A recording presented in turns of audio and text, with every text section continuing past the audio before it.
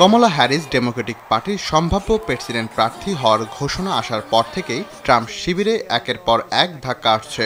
জনপ্রিয়তায় কমলা এরই মধ্যে ট্রাম্পকে ছাড়িয়ে গেছেন বলে জরিপে উঠে এসেছে। তহবিল সংগ্রহেও একই অবস্থা। সবশেষ কমলার বর্ণ পরিচয় নিয়ে আক্রমণ করে সমালোচনার মুখে পড়েছেন মার্কিন সাবেক প্রেসিডেন্ট ট্রাম্প। এই পরিস্থিতিতে রিপাবলিকান পার্টির প্রেসিডেন্ট প্রার্থী ডোনাল্ড ট্রাম্প কমলার সঙ্গে টেলিভিশন বিতর্কে অংশ নিতে অস্বীকৃতি জানান, কিন্তু অবশেষে কমলার সঙ্গে বিতর্কে অংশ নিতে সম্মত হয়েছেন ট্রাম্প। গত শুক্রবার ট্রাম্প নিজেই এ তথ্য নিশ্চিত করেছেন।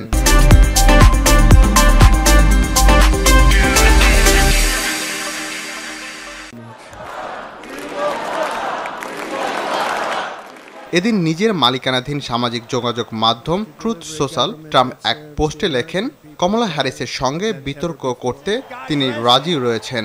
সেই সঙ্গে গত বুধবার এই তথ্য নিশ্চিত করেছেন। তিনি আরও জানান, 4 সেপ্টেম্বর তিনি বিতর্কে অংশ নেবেন।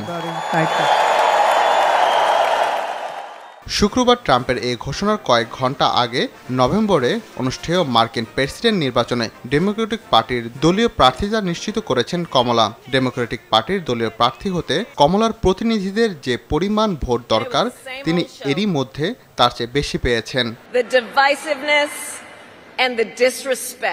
Rakib Hasan, RTV। The American people deserve better.